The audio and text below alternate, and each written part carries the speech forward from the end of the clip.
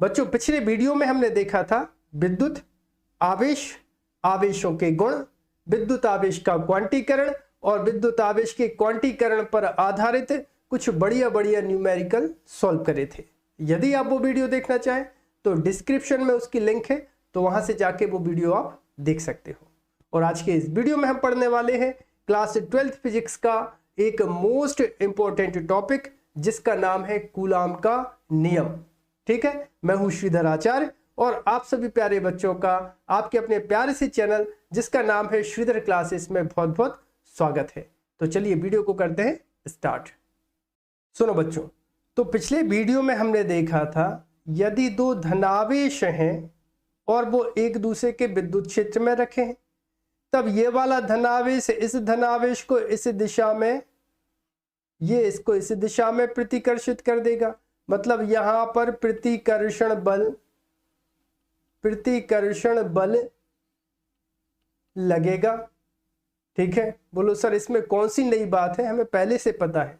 और सुनो जरा, और सुनो, अगर एक ऋणावेश है दूसरा ऋणावेश है तो यहां पे भी क्या लगेगा, प्रतिकर्षण बल लगेगा।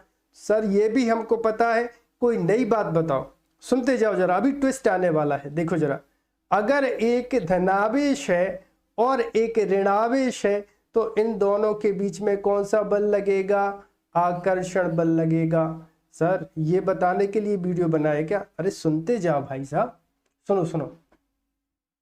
लेकिन अगर तुमसे पूछा जाए कि इस बल का परिमाण कितना होगा, कितने परिमाण का आकर्षण या प्रतिकर्षण बल लगेगा, तो आप कैसे बताओगे? इसीलिए ही वैज्ञानिक सीए कूलॉम ने इस नियम का प्रतिपादन किया है ताकि आप बल का परिमाण मतलब बल का मान बता पाओ। देखो बच्चा, यहां पर चित्र में आपको दो बिंदु आवेश दिख रहे होंगे, एक रेड कलर से एक ग्रीन कलर से। ये जो रेड कलर का बिंदु आवेश दिख रहा है इसका परिमाण हम ले लेते हैं Q1, ये हो जाएगा Q1 परिमाण का, और ग्रीन कलर का परिमाण हो जाएगा कितना, Q2। सर ये बिंदु आवेश क्या होता है? बिंदु आवेश माने छोटे छोटे आवेश, अभी आगे डिटेल में देखेंगे, पहले नियम समझ लो। तो यहाँ पर Q1 और Q2 परिमाण के दो बिंदु आवेश हो गए और इसके बाद इन दोनों आवेशों के बीच की दूरी हम रख देते हैं R। जब भी आप चित्र बनाओ तो केंद्र से केंद्र मतलब Q1 के केंद्र से Q2 के केंद्र को मिलाने वाली रेखा खींचना है, बिल्कुल ऐसे। क्लियर है? और इन दोनों आवेशों के बीच की दूरी तुम्हें रखना है कितनी, R। कितनी रखनी है, R रखनी है। ये देखो R रखी। अब सन ने क्या बोला, कूलाम सन ने क्या बोला, किन्हीं दो बिंदु आवेशों के मध्य लगने वाला आकर्षण बल या प्रतिकर्षण बल। बच्चा देखो, अगर यहां पर प्लस है और यहां पे प्लस है तो कौन सा बल लगेगा, प्रतिकर्षण बल लगेगा। और अगर इनमें से एक ऋण है और एक धन है तो कौन सा बल लगेगा, आकर्षण बल लगेगा। कूलाम सर बहुत होशियार रहे होंगे, उनने बताया धन धन प्रतिकर्षण, धन ऋण आकर्षण। ठीक है, लगने वाला बल का मान उनके आवेशों के परिमाणों के गुणनफल के अनुक्रमानुपाती। हाय हाय हाय हाय, उनके आवेशों के परिमाण, तो एक का परिमाण कितना लिया हमने, Q1, दूसरे का परिमाण लिया हमने Q2, और इन दोनों आवेशों के परिमाणों का क्या करना है, अपन को गुणनफल करना है। चलो ये कर देते हैं कि अनुक्रमानुपाती। कौन अनुक्रमानुपाती? उनके बीच लगने वाला बल, मतलब F अनुक्रमानुपाती Q1 Q2। बहुत बढ़िया। फिर क्या लिखा है, तथा तथा तथा उनके बीच की दूरी। तो उनके बीच की दूरी कितनी लेके रखें अपन बेटा, R लेके रखें, तथा उनके बीच की दूरी के, सो यहाँ बीच की दूरी कितनी है, R। सो F व्युत्क्रमानुपाती 1/R स्क्वायर, यही बोला कि नहीं। तथा उनके बीच की दूरी के वर्ग के, बीच की दूरी के वर्ग के व्युत्क्रमानुपाती होता है। इतनी बात तो क्लियर है सर। इसके बाद देखो, यह बल माने कौन सा, आकर्षण या प्रतिकर्षण बल, यह बल दोनों आवेशों को मिलाने वाली रेखा के अनुदिश कार्य करता है।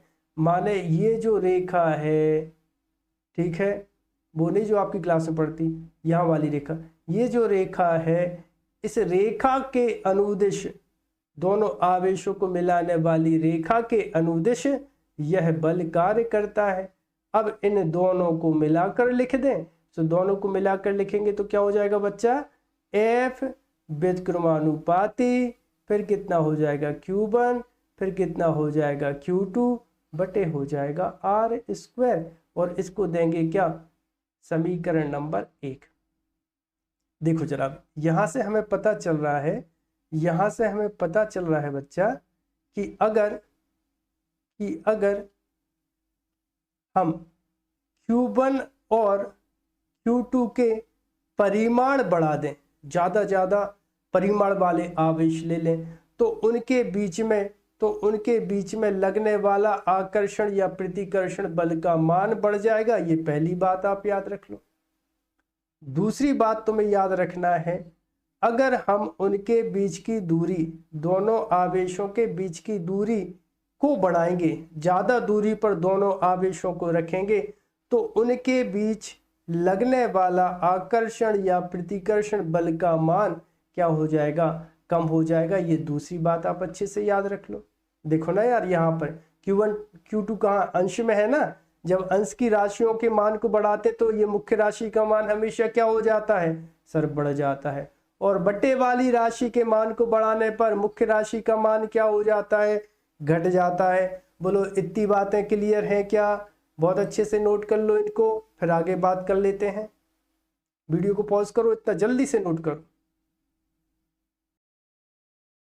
अब आगे देखो बच्चा, जब ये प्रोपोर्शनल टू मतलब व्युत्क्रमानुपाती का चिन्ह हटाते तो क्या आ जाता है, एक नियतांक आ जाता है। मतलब ये बन जाएगा F बराबर K, एक नियतांक आ गया, फिर आ जाएगा कितना Q1, फिर कितना Q2 बटे हो जाएगा R², जहां K बराबर कांस्टेंट। इसका मान डिपेंड करता है बच्चा कि इन दोनों आवेशों के बीच में कौन सा माध्यम है। तो हम पहला माध्यम लेके चल रहे हैं कि इन दोनों के बीच में या तो क्या है, वायु है, या फिर क्या है, निर्वात है, ऐसा हम मान के चलते हैं। तब ये जो K है, ये जो नियतांक है, इसका मान कूलाम सर ने लिया कितना, 1/4 पाई एप्सिलॉन 0। ठीक है ना, इसको क्या बोलते हैं, एप्सिलॉन 0। यहां पर मैं लिखता हूं एप्सिलॉन 0 पढ़ते हैं। ठीक है, किसको, एप्सिलॉन 0 किसने लिया, कूलाम सर ने क्या बोला कि जब दोनों बिंदु आवेशों के बीच में वायु या निर्वात होगा तो उस समय पर इस K की जो वैल्यू है SI पद्धति में 1/4 पाई एप्सिलॉन 0 होगी। और सुनो जरा, एक बात और सुनो, 1/4 पाई एप्सिलॉन 0 का मान जब हम रखते हैं, कूलाम सर ने रखा तो कितना मिला उनको, 9 × 10⁹ ये बात आपको बहुत अच्छे से याद रख लेनी है, पूरे चैप्टर में आपको काम में आने वाला है।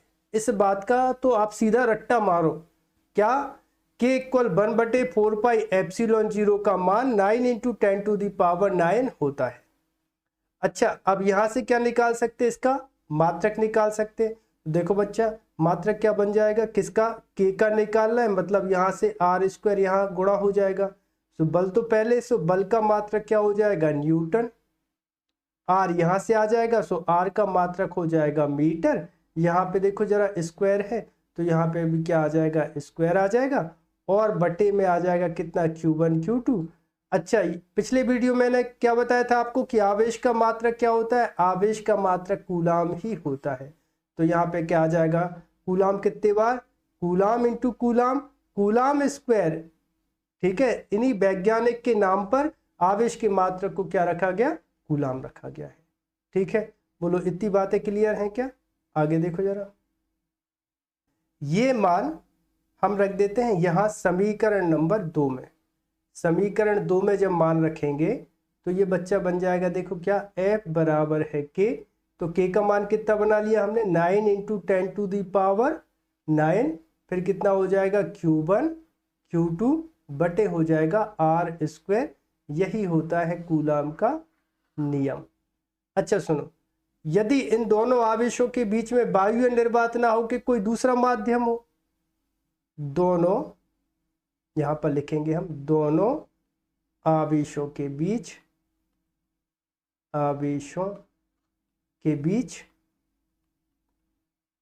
माध्यम होने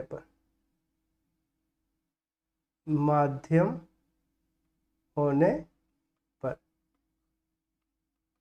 तो जब दोनों बिंदु आवेशों के बीच में माध्यम होगा तो K की जो वैल्यू है वो आपको रखना है 1/4 पाई एप्सिलॉन नॉट, और यहां पर लिख देना है कैपिटल K। तो K उस माध्यम को प्रदर्शित करेगा जो इन दोनों बिंदु आवेशों के बीच में रखा है। ठीक है, तब क्या हो जाएगा कूलाम का नियम। वीडियो को पॉज करके जरा इतना नोट तो करो। F बराबर, कलर भी बदल ले रहा हूं ताकि आपको पता चल जाए कि माध्यम बदल गया है। माध्यम होने पर F बराबर ये हो जाएगा, देखो जरा, 1/4 पाई एप्सिलॉन 0 और आ जाएगा K, कैपिटल K माने माध्यम, और फिर कितना Q1 Q2 बटे R², बल का मात्रक न्यूटन। अच्छा देखो, अब इन पर आधारित बढ़िया हम कर लेते हैं कुछ न्यूमेरिकल, तो कॉन्सेप्ट आपको हो जाएगा बिल्कुल क्लियर। ओके, क्वेश्चन देखिए, दो प्रोटॉनों के बीच लगने वाले प्रतिकर्षण बल की गणना कीजिए जबकि उनके बीच की दूरी कितनी है, 4 × 10⁻⁻15 मीटर है। मतलब ये है जैसे एक प्रोटॉन है ये और दूसरा प्रोटॉन है ये, इस तरह से बनेगा, इसी तरह से बनेगा, और उनके बीच की दूरी कितनी है, 4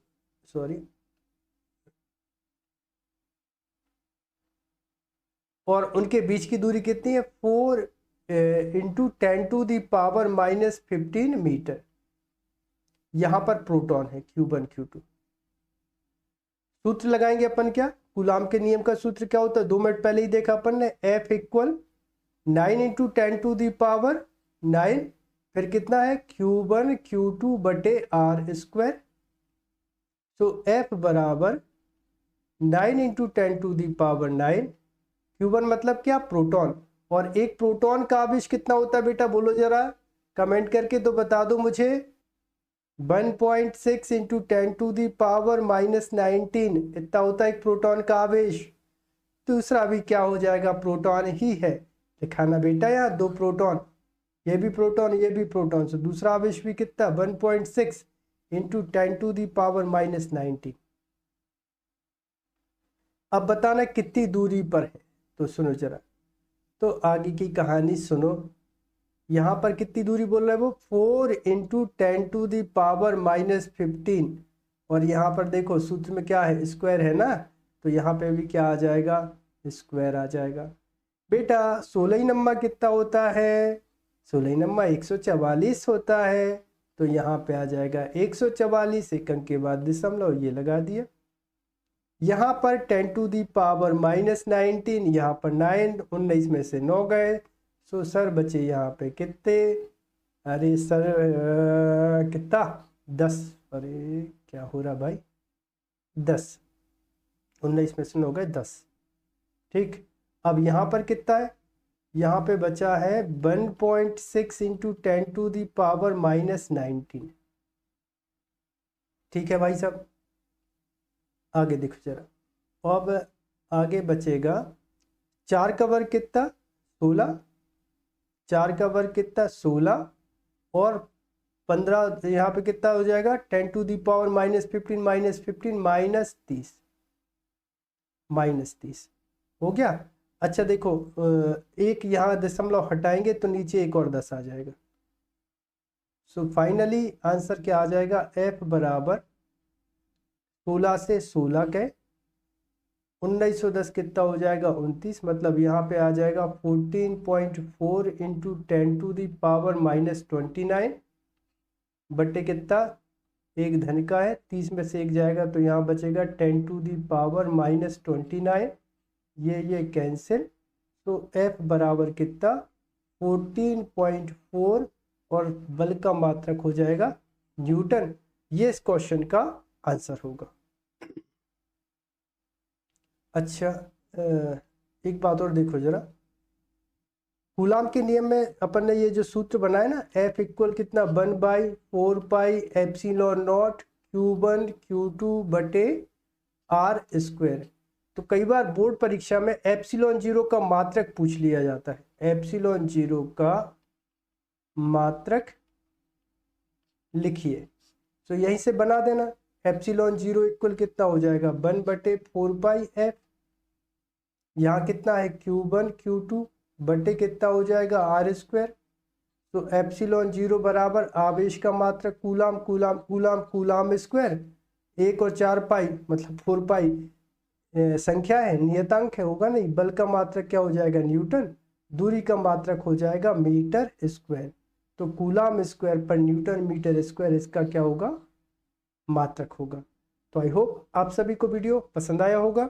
यदि आप सभी को वीडियो पसंद आया हो तो चैनल को सब्सक्राइब करें, वीडियो को लाइक करें, वीडियो को अपने दोस्तों के साथ शेयर करें। मिलते हैं अगले वीडियो में।